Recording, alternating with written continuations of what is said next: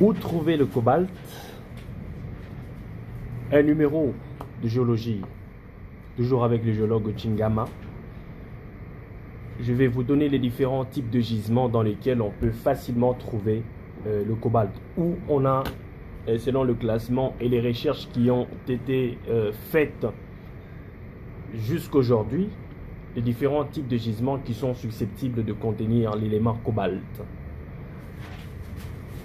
Chingama, Rodrigue, géologue de la République démocratique du Congo.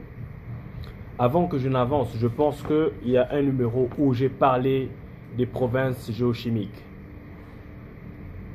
Provinces géochimiques, pour dire que lorsque nous avons un élément et que nous voulons déterminer le background ou bien le Clark de cet élément à l'échelle mondiale, on fait la moyenne des différentes teneurs trouvées dans différentes provinces géochimiques afin de déterminer une teneur moyenne qui constituera le Clark ou le background de l'élément sur la croûte terrestre. Ainsi donc, le background de l'élément cobalt est donc de 22 parties par million. Je vais donner quelques éléments clés afin que vous ne puissiez pas penser que vous avez trouvé une anomalie géochimique de l'élément cobalt. Lorsque vous vous retrouvez dans les roches ultra basiques, vous devez savoir que le background de l'élément cobalt est donc de 270 parties par million et le plus faible dans les roches sédimentaires varie entre 4 et 40 parties par million. Voilà un peu ce qui se passe, c'est-à-dire que le 22 parties par million, considéré comme Clark de l'élément cobalt, est fonction de l'ensemble.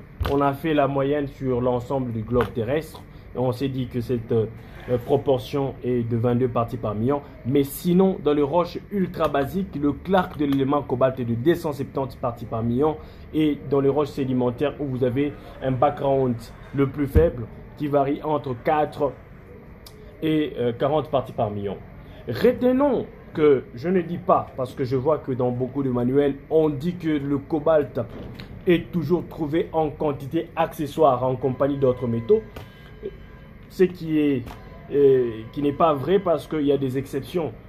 Il y a des zones où on peut trouver le cobalt et pas en quantité accessoire. Alors retenons que très souvent le cobalt est retrouvé dans la nature en quantité accessoire accompagné des éléments tels le cuivre, le nickel, le fer, l'arsenic, le plomb, le zinc, le manganèse, l'argent et, n'est-ce pas, l'or.